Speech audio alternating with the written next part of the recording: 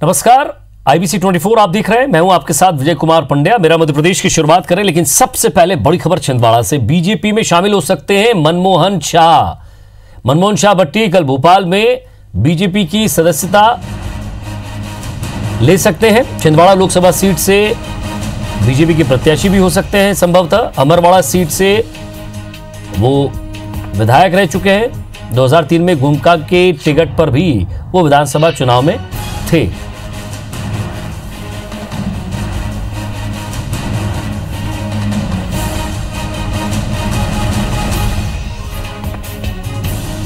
तो बड़ी खबर आपको बता रहे हैं, election breaking. Chhindwara Lok Sabha seat से बीजेपी के प्रत्याशी हो सकते हैं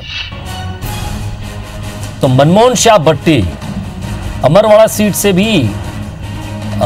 विधायक रह चुके हैं। 2003 में गोंगपा की टिकट पर वो चुनाव लड़े थे। और ज्यादा बातचीत के लिए विजेंद्र पांडे हमारे संवाददाता हमारे साथ जुड़ गए। विजेंद्र, क्या ये वो बड़ा नाम है जो छिंदवाड़ा सीट से बीजेपी का दावेदार हो सकता है और शामिल हो रहा है बीजेपी में? देखिए विजय, 1980 के बाद ये पहला मौका है जब कमलनाथ लोकसभा चुनाव के मैदान में नहीं है।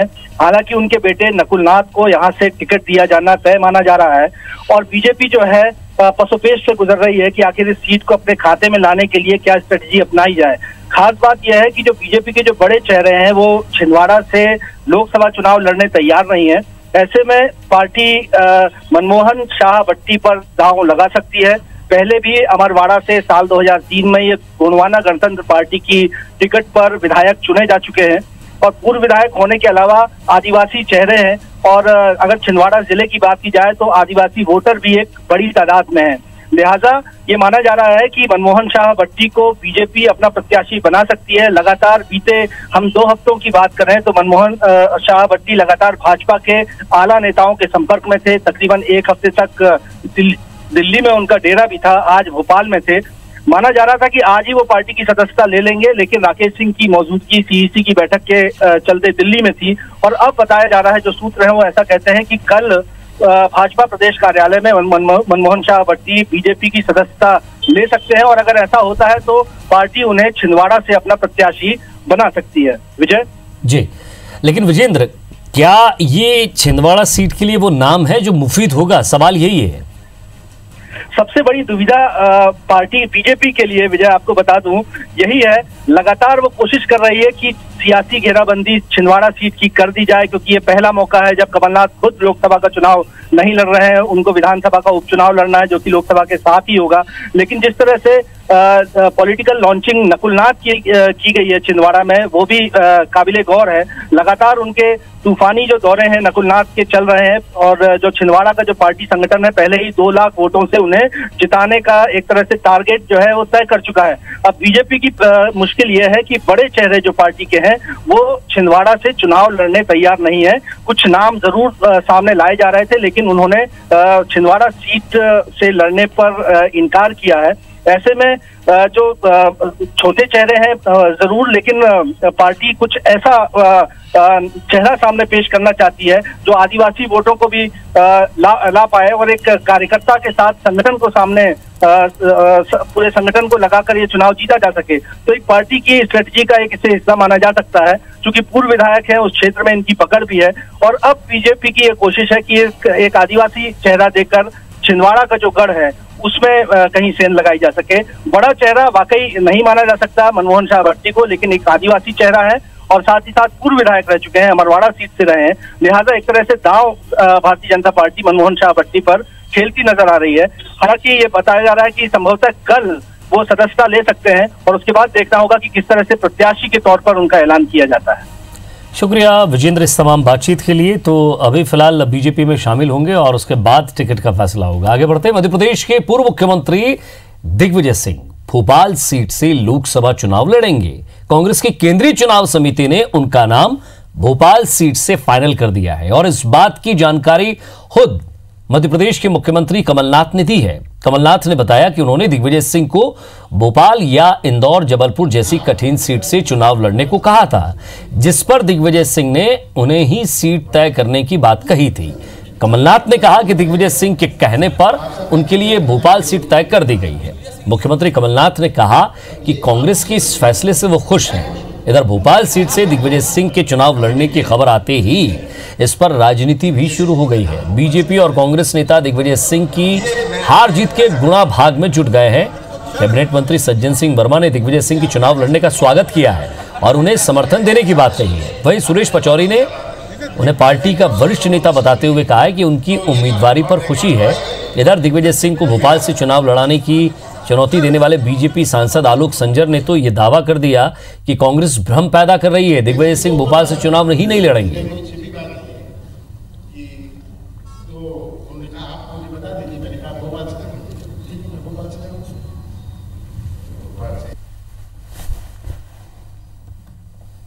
आप तो भोपाल से चाहते तो फाइनल लेना। सेंट्रल इलेक्शन कमेटी ने दिल्ली में दिग्विजय सिंह जी का नाम भोपाल से फाइनल किया। आप भी तय कर रहे हो? मैंने कहा ठीक है, मैंने तय कर लिया। तो उन्होंने कहा आप मुझे बता दीजिए। मैंने कहा भोपाल से ठीक है, भोपाल से भोपाल से सेंट्रल इलेक्शन कमेटी ने तय कर लिया होगा। तो आप लोगों को भी अच्छा उम्मीदवार मिला है, मुझे पूरा विश्वास है सर, ये आप सबका पूरा सहयोग रहेगा। दिग्विजय सिंह जी इस फैसले से खुश हैं? अब ये आप उनसे पूछिएगा, मैं खुश हूँ। प्रदेश की उन सीटों को भी इस बार जीतना चाहते हैं जो पिछले कई बारों से हम हारते आ रहे हैं। उसी संदर्भ में उन्होंने दिग्विजय सिंह जी को ये कहा था कि आप भोपाल, इंदौर, विदिशा जैसी सीटों से लड़ें। तो कल जो दिल्ली में सीईसी की मीटिंग हुई है उसमें ये तय हुआ है कि दिग्विजय सिंह जी भोपाल से चुनाव लड़ेंगे। तो देखिए, दिग्विजय सिंह जी बड़े नेता हैं और वो जहाँ से चाहेंगे वहाँ से उन्हें टिकट मिलेगी और ये चुनाव लड़ रहे हैं, ये अपने आप में बड़ी बात है। 1000% समर्थन करेंगे, वो जहाँ से लड़ेंगे वहाँ समर्थन करेंगे। दिग्विजय सिंह जी हमारे प्रदेश के सम्मानित और प्रभावी नेता हैं। उन पर फैसला जो भी पार्टी करेगी वो पार्टी के हित में होगा और उससे हमें खुशी होगी। माननीय दिग्विजय सिंह जी भोपाल से चुनाव नहीं लड़ेंगे। उनको पता है कि भोपाल में वो चुनाव हार जाएंगे, तो सिर्फ और सिर्फ अभी भ्रम का वातावरण खड़ा किया गया है। मुख्यमंत्री कमलनाथ जी ने और सिंधिया जी ने उनको कठिनतम सीट से चुनाव लड़ने का कहा है, तब से हैरान परेशान हैं दिग्विजय सिंह जी। और मध्य प्रदेश की जनता चाहती है कि एक बार दिग्विजय सिंह जी किसी सीट से चुनाव तो लड़ें, क्योंकि वो सबक सिखाना चाहते हैं दिग्विजय सिंह जी को। आतंकवाद और अलगाववादियों के पक्ष में समय समय पर नरम बयानबाजी करने वाले दिग्विजय सिंह चाहे भोपाल आएँ या इंदौर जाएं या राजगढ़ से चुनाव लड़ लें, उनका हारना तय है। दिग्विजय सिंह के भोपाल सीट से चुनाव लड़ने के बाद मुख्यमंत्री कमलनाथ के ऐलान पर दिग्विजय सिंह ने कहा है कि जहां से एआईसीसी कहेगी वहीं से चुनाव लड़ूंगा। मीडिया ने जब दिग्विजय सिंह से सीएम कमलनाथ की घोषणा पर प्रतिक्रिया चाही तो उन्होंने सिर्फ इतना ही कहा कि जो एआईसीसी तय करेगी वो वहीं से चुनाव लड़ेगा। मीडिया में दिग्विजय सिंह से सवाल किया कि वो इस फैसले से कितना खुश हैं। उन्होंने कहा कि वो हर फैसले से खुश हैं। आपको बता दें कि सीएम कमलनाथ ने दिग्विजय सिंह से प्रदेश की सबसे कठिन सीटों में से किसी एक सीट पर चुनाव लड़ने के लिए आग्रह किया था, जिसके बाद एक ट्वीट में दिग्विजय सिंह ने सीएम कमलनाथ का आभार जताया था और कहा था कि उन्हें चुनौतियां स्वीकार करने की आदत है। हालांकि उन्होंने अपने ट्वीट में यह भी लिखा था कि उनके नेता राहुल गांधी जहां से कहेंगे वो चुनाव लड़ेंगे। और अब जबकि सीएम कमलनाथ ने यह ऐलान किया है कि भोपाल सीट से दिग्विजय सिंह का नाम तय हो गया है, तो दिग्विजय सिंह फिर ये कह रहे हैं कि एआईसीसी जहां से कहेगी तो वहीं से चुनाव लड़ेंगे। जाहिर है फिलहाल दिग्विजय सिंह इस फैसले से खुश नजर नहीं आ रहे हैं और उन्हें अभी एआईसीसी के फैसले का इंतजार है। पर सर, आप भोपाल से लड़ने के इच्छुक थे क्योंकि 3 ऑप्शन का बता रहे कमलनाथ जी की, जबलपुर, इंदौर और भोपाल, 3 ऑप्शन। जहाँ से एआईसीसी कहेगी वहाँ से। सर, कमलनाथ जी बोल रहे हैं कि वो इस फैसले से खुश है, दिग्विजय सिंह जी कितना खुश है वो बताएंगे। मैं तो हर चीज में खुश हूँ। मध्य प्रदेश में लोकसभा चुनाव को लेकर टिकट की दावेदारी कर रहे नेता प्रतिपक्ष गोपाल भार्गव के बेटे अभिषेक भार्गव ने अपनी दावेदारी वापस ले ली है। फेसबुक पर एक पोस्ट कर उन्होंने इस बात की जानकारी दी है। दरअसल पीएम मोदी और बीजेपी के वरिष्ठ नेता लालकृष्ण आडवाणी के वंशवाद के खिलाफ बयान देने के बाद उन्होंने फैसला लिया है। अपनी पोस्ट में अभिषेक ने लिखा है कि वंशवाद की परंपरा को बढ़ावा देने के अपराध बोध के चलते उन्होंने दावेदारी छोड़ने का निर्णय लिया है। उन्होंने लिखा है कि वो वंशवाद का कलंक लेकर नहीं चलना चाहते, इसलिए दावेदारी छोड़ रहे हैं। आपको बता दें कि अभिषेक भार्गव का नाम सागर, दमोह और खजुराहो सीट से पैनल में गया था। भोपाल सांसद आलोक संजर ने भी अभिषेक के फैसले का समर्थन किया है। संजर ने कहा है कि सबका लक्ष्य देश में बीजेपी की जीत और मोदी को प्रधानमंत्री बनाना है। ऐसे में किसी की इच्छा से पार्टी को नुकसान हो, ऐसा नहीं होना चाहिए। वहीं कांग्रेस के वरिष्ठ नेता सुरेश पचौरी ने इसे अभिषेक भार्गव का निजी फैसला बताया। हालांकि उन्होंने ये भी कहा कि किसी भी राजनीतिक पार्टी में टिकट मांगने का अधिकार सभी को है। वहीं प्रदेश सरकार में मंत्री बृजेंद्र सिंह राठौर ने अभिषेक के इस फैसले पर कटाक्ष किया है। उन्होंने कहा है कि वंशवाद को लेकर बीजेपी के दो चेहरे हैं। उन्होंने सवाल उठाया कि क्या वसुंधरा राजे सिंधिया के बेटे चुनाव नहीं लड़ेंगे और क्या कैलाश विजयवर्गीय के बेटे का चुनाव लड़ना वंशवाद नहीं है।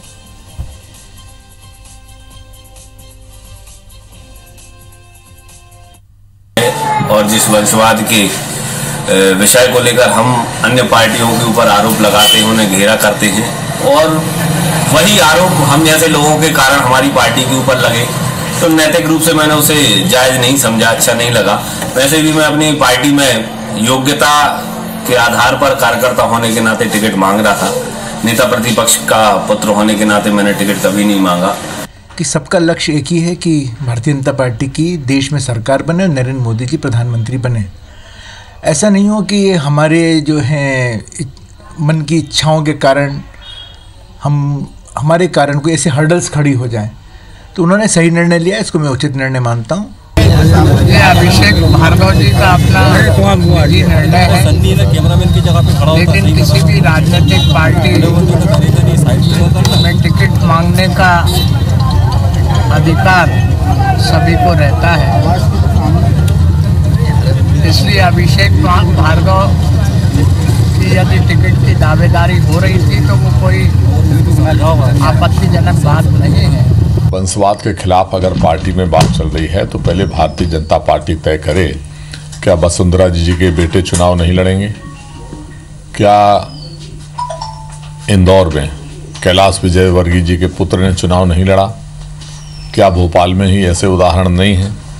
तो दो तरीके की बातें करना, एक तरफ सिद्धांत को बताना और दूसरी तरफ पार्टी का सिद्धांत से बिल्कुल हटके जो है निर्णय करना या अपनी बात रखना, ये दोनों बातें जो है केवल मीडिया में छपने के लिए और अपने आप को बहुत बड़ा दिखाने की जो है केवल एक कारण हो सकता है। और इस बीच बड़ी खबर दिल्ली से मिल रही है। दो जगहों से चुनाव लड़ सकते हैं राहुल गांधी, अमेठी और वायनाड। जी हां, दो जगहों से चुनाव लड़ सकते हैं, अमेठी और वायनाड से। राहुल गांधी वायनाड के उम्मीदवार बन सकते हैं। वायनाड के उम्मीदवार ने वहां से नामांकन वापस ले लिया है।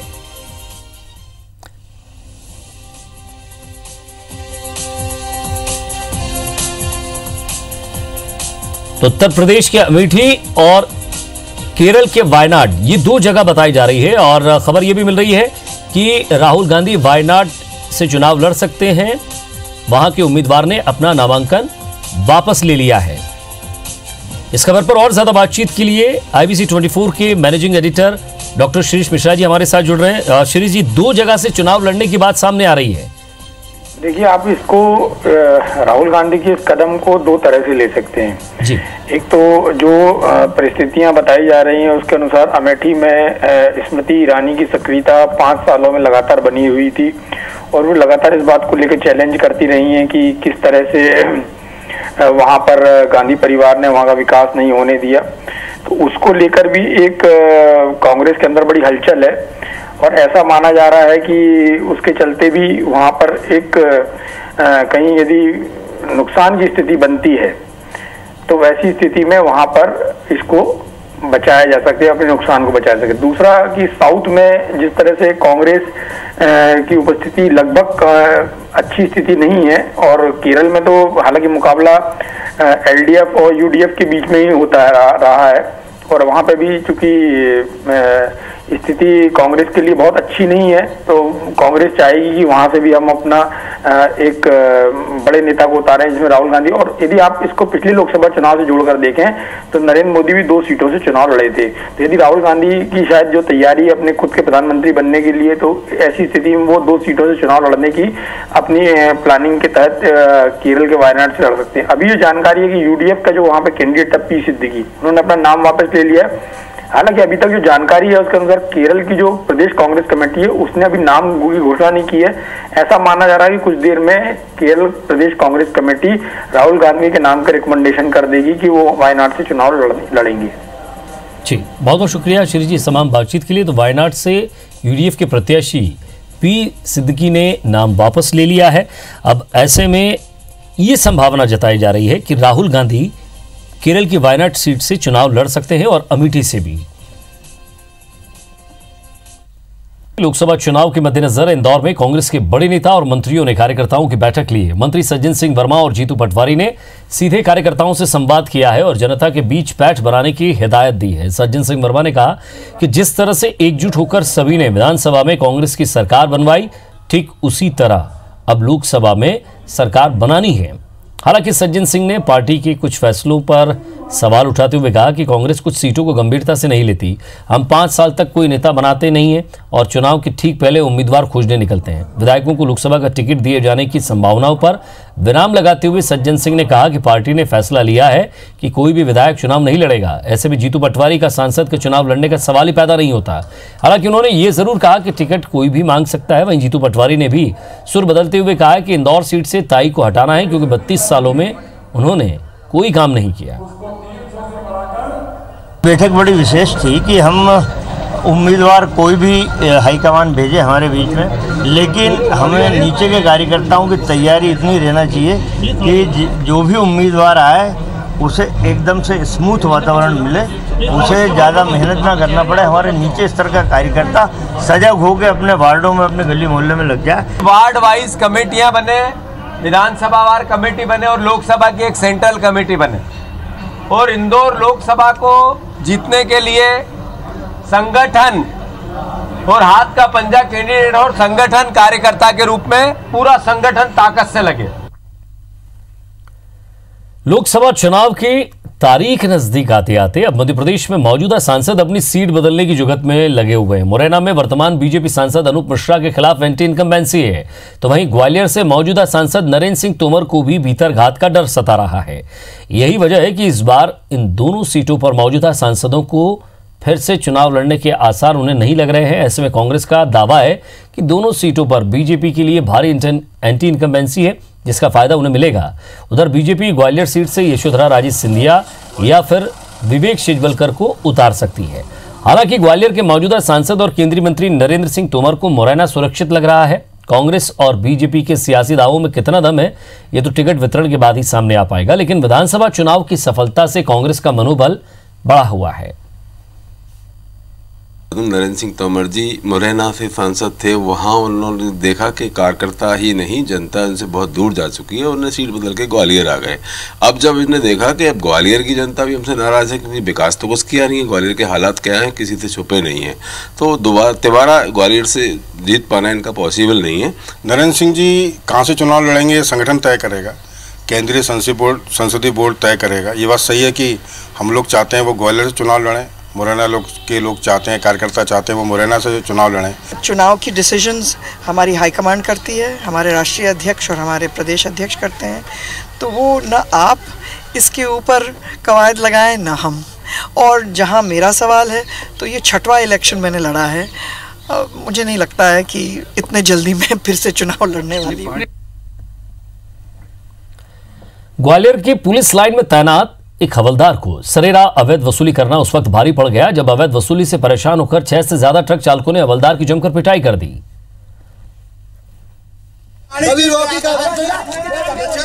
ग्वालियर के आकाशवाणी तिराहे में ट्रक लोडेड वाहनों से पुलिस अवैध वसूली कर रही थी, जिसके बाद हवलदार ने वसूली करने के लिए 2 ट्रकों को रोका और ज्यादा पैसे मांगने लगा। वर्दी का रौब दिखाते हवलदार को ट्रक चालकों ने जमकर पीटना शुरू कर दिया और बुरी तरह से पीटने के बाद हवलदार ने भागने की भी कोशिश की, लेकिन लोगों ने उसे रोक लिया और कार में बैठाकर थाने ले गए।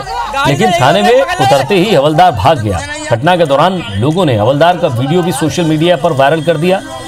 एसपी ने आरोपी हवलदार राम अवतार को निलंबित कर दिया है और मामले की विभागीय जांच के आदेश दिए हैं। उस घटना की अभी जांच हमने हमारे डीएसपी रैंक के अधिकारी को सौंपी है और उनको सस्पेंड कर दिया हेड कांस्टेबल को। उनकी ड्यूटी लाइन में थी और वहाँ वो क्या कर रहे थे इसको देखते हुए जांच के उपरांत ही अंतिम निर्णय लिया जाएगा। जिस तरीके से मारपीट भी की गई सफाई के साथ, तो लोगों की जांच में पूरा मैटर सामने आ जाएगा क्या घटनाक्रम था।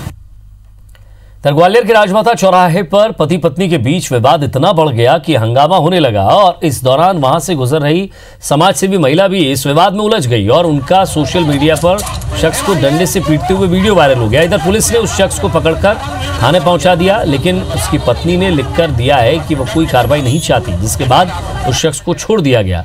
इस मामले को लेकर थाने पर कुछ देर हंगामा भी हुआ। उनेल नागदा रोड पर स्थित हिंदुस्तान बायोडीजल पंप पर दो युवकों ने पहले तो चौकीदार को डराया और फिर रुपए लूटकर फरार हो गए। बदमाश 38,000 रुपए कैश लेकर भाग निकले। चौकीदार ने पेट्रोल पंप मालिक के साथ थाने पहुंचकर इसकी पूरी शिकायत की। यह घटना पूरी तरह सीसीटीवी कैमरे में कैद होगी। तस्वीर आप देख रहे हैं कि किस तरह बदमाशों ने उत्पात मचाया है।